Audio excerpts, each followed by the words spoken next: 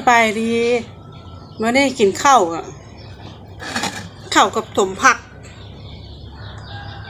มีตีหนังต้มผักเขาเฮ็ดเองไง2 มื้อมันก็เป็ดละ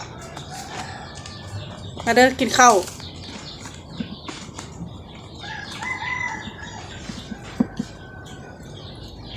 ปิ้งปลากับจีหนังกับต้มผักมันเข้ากัน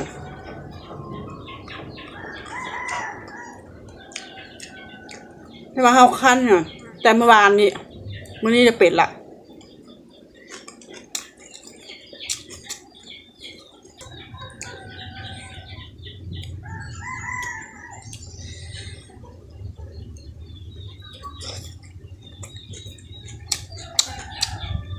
การ3 มื้อแล้วมันสมแพง2 มื้อพอดีแซ่บ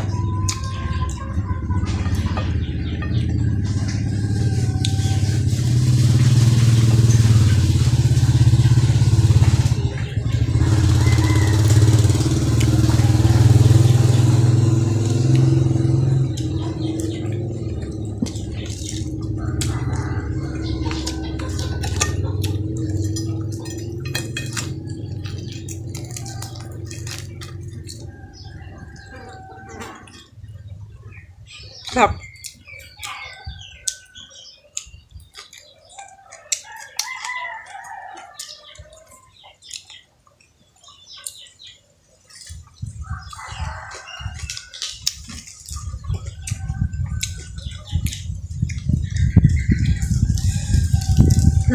ลมมานี่ฝนจะตกมันก็ตกฟ้าปดมีแต่ลม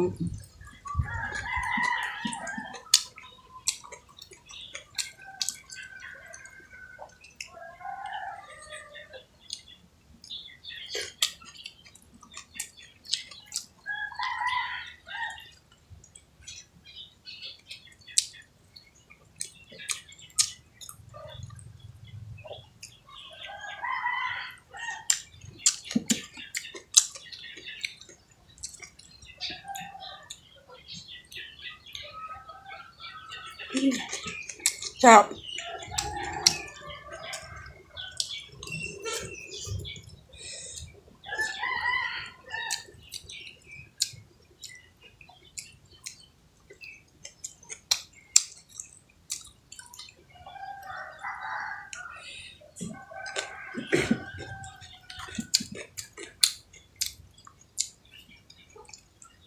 เลิกเฟียกแล้วเลย